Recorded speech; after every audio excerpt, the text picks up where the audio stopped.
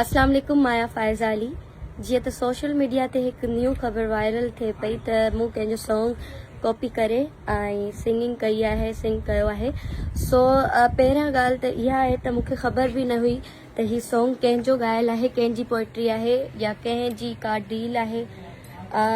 मूंखे सॉन्ग मिलियो हुयो म्यूज़िक लाइन स्टूडियो जी तरफ़ खां। जावेद बिरोई मूं ॾांहुं आयो हुयो, मूंखे ॿुधाई का शइ तव्हांखे अगरि सुठी मिलंदी आहे त दिलि चवंदो आहे त माण्हू सुठी अञा बि करे ॻाए। त मूंखे पहिरीं ख़बर न हुई त हीउ सॉन्ग अदी अनीना जो आहे।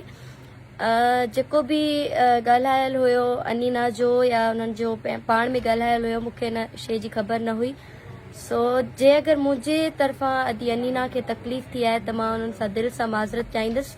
अहिड़ी का बि ॻाल्हि न आहे। ऐं अदी अनीना मां वरी बि तव्हांखे इहो चवंदसि त तव्हां उन्हनि सां ॻाल्हायो, छो जे करे मूंखे बिल्कुलु बि ख़बर न हुई।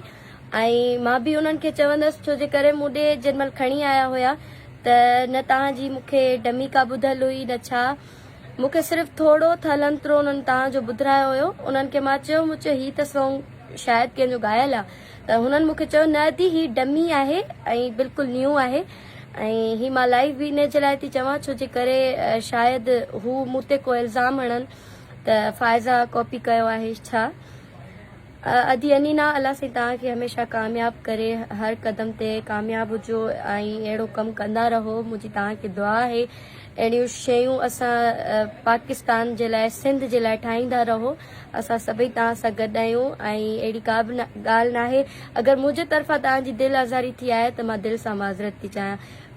वरी बि मां तव्हांखे इहो चवंदमि त तव्हां वरी बि तव्हां हुन म्यूज़िक लाइन स्टूडियो, जावेद बिरोई, इन्हनि सभिनि सां ॻाल्हायो ऐं उन्हनि खे तव्हां चओ त इहा शइ तव्हांजी कंहिंखां कीअं था ॻाल्हाइनि, छो जे करे तव्हांजी शइ आहे, तव्हां उन्हनि खे वॉर्न कयो हुयो। वरी बि मां तव्हांखे दिलि सां एक्सक्यूज़ कयां थी। Thank U.